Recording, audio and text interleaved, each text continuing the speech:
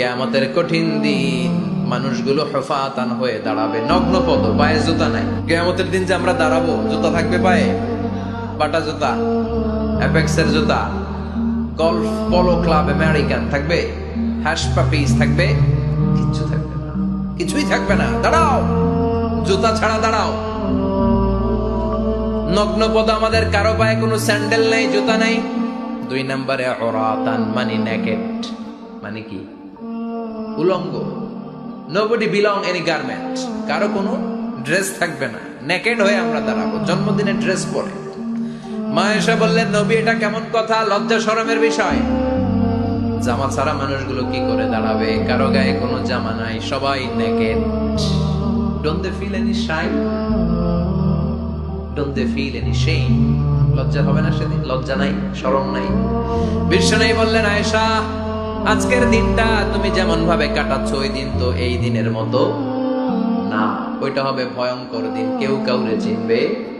ইয়াউমা ইয়াফিরুল মারউ মিন আখিহি ওয়া উম্মিহি ওয়া আবিহি ওয়া সাহিবাতিহি ওয়া বানিহি লিকুল্লি ইমরিইম মিনহুম ইয়াউমাইদিন শাআনুন ইউগনি। আমি কয়েকদিন আগে এই আয়াতটা পড়ে আবাসা ওয়া তাওয়াল্লা সূরাটার অবাক হচ্ছিলাম। ইয়াউমা ইয়াফিরুল মারউ মিন আখি, মানুষ তার ভাই দেখে পালাবে। আমি নিজের সাথে মিলালাম, আমার ছোট ভাইকে দেখে আমি পালাবো? আমাকে দেখে সে পালাবে।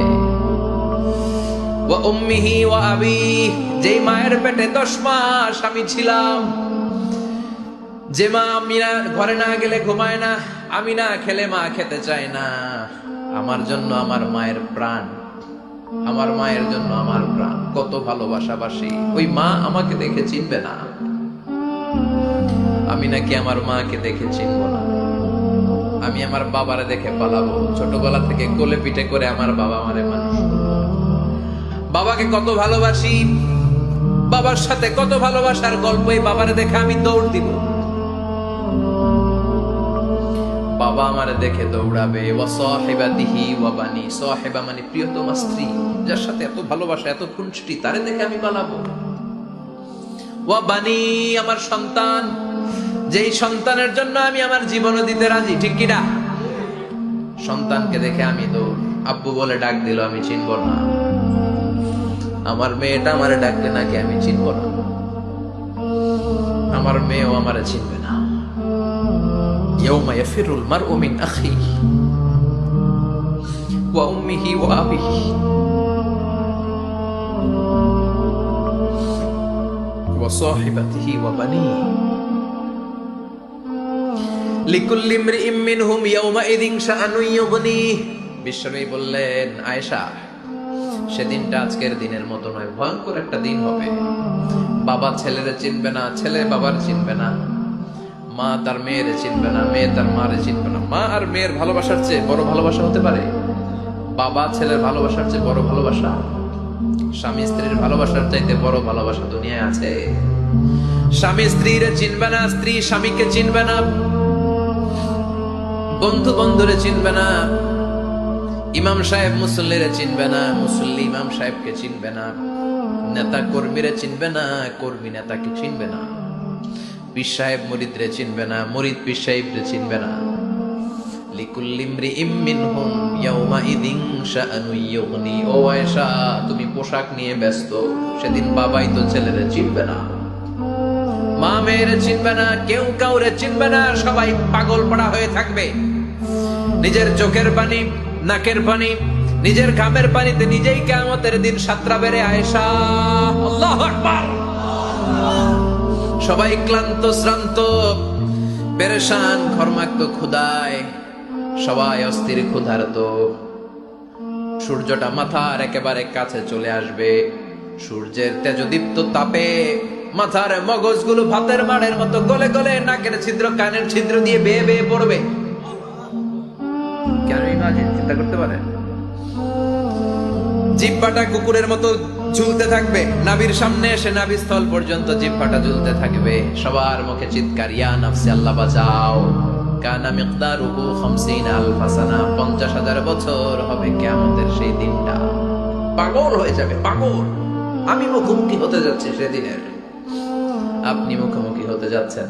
আমরা সবাই সেদিনটা দেখতে যাচ্ছি, চিল্লায় এখন ঠিক কিনা?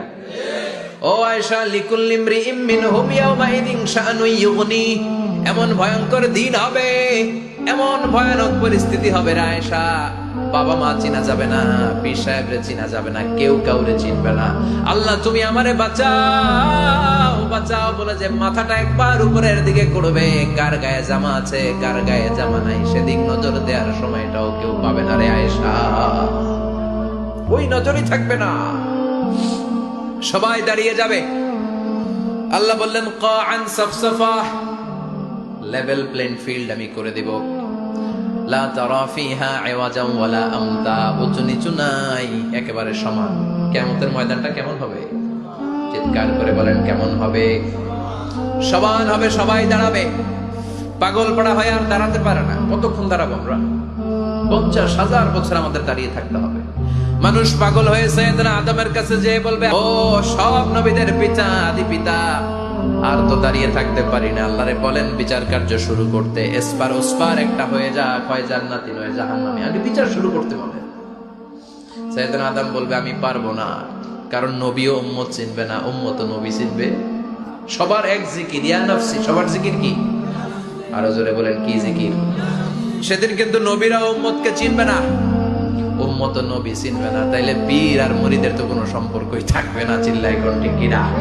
চিনবে না, কেউ কারো পরিচয় দিতে চাইবে না, ভয়ানক এক পরিস্থিতি।